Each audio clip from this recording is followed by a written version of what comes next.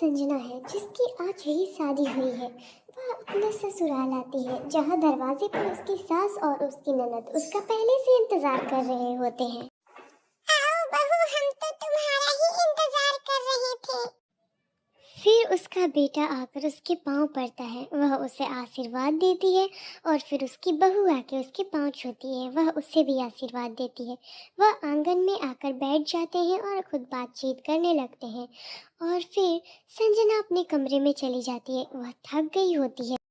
आज तो मैं बहुत ज्यादा थक गई, चलो आराम कर लेती हूँ। सबसे पहले अपने कपड़े बदल लेती हूँ। वह अपने कपड़े बदल लेती है और आकर सो जाती है। थोड़ी देर बाद श्याम भी वहां पहुंच जाता है, वह भी जाता है और अपने कपड़े वह भी बदल लेता है।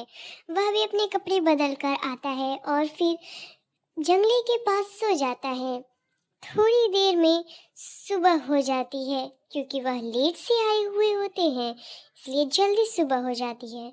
सेम जब संजना उठकर बैठी होती है तभी उसकी सास आती है और कहती है, अरे बहू, मैंने तेरी अलमारी में साड़ी रख दी है, पहन के जल्दी से बाहर आ जा, कुछ लोग आए हैं तुझे देखने, मेरे पड़ोसी। जैसा कि उसकी सास कहती है, संजना वैसा ही करती है। उसकी सास आंगन में आके पड़ोसियों से बातचीत कर रही होती है। तब तक संजना एक सुंदर साड़ी पहनकर आती है और सबके पैर छूती है। वह सब उसे आशीर्वाद देते हैं। फिर वह आकर बैठ जाती है और सबको नमस्ते बोलती है। अरे सुजाता, तेरी बहू तो बड़ी संस्कारी है और इसकी चोटी तो देखो कितनी लंबी है और काली घनी भी। तू तो बड़ी नसीब वाली है रे सुजाता।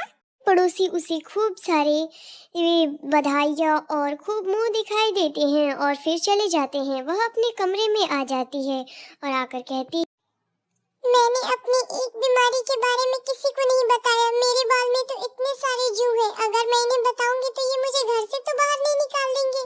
रात हो चुकी होती है, लेकिन वह अपने जू की खुजलियों से सो नहीं पाती और इधर उधर कूदने लगती है, क्योंकि उसके बाल में जू बहुत ज़्यादा उसे तकलीफ दे रहे थे।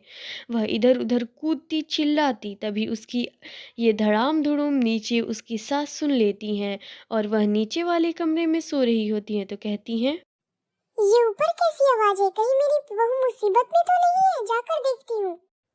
सुमित्रा दौड़ी दौड़ी ऊपर जाती है तो देखती है उसकी बहू कूद रही होती है। वह जाकर कहती, अरे बहू, हुआ क्या है? ये तो बता, या कूदे ही जाएगी? अरे माँ जी, जू बहुत ज्यादा काट रहे हैं मेरे बालों में, मुझे दर्द हो रहा है। ये जू मुझे बहुत ज्यादा परेशान कर रहे हैं माँ जी, मैं इसे खुजाते खुजाते थक गई हूँ, आप कुछ कीजिए माँ जी। अरे, तुमने इस बारे में हमें बताया क्यों नहीं? अभी चलो मेरे साथ हॉस्पिटल। सुजाता इतना कहते ही अपनी स्कूटर निकाल के उस पे अपनी बहू को बैठाती है और हॉस्पिटल ले जाती है।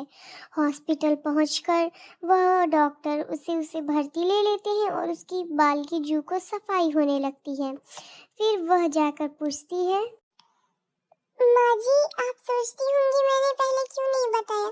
मुझे डर था कि आप मुझे घर से बाहर ना निकाल दें।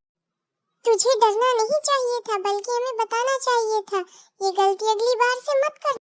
तो दोस्तों, आप भी मत छिपाइए कि आपके बालों में जू है, सभी से बताइए। और हाँ, वीडियो पे लाइक, शेयर, कमेंट और बेल आइकन को दबाना मत भूलिएगा। मिलते हैं अगली वीडियो में, आप सभी को बाय।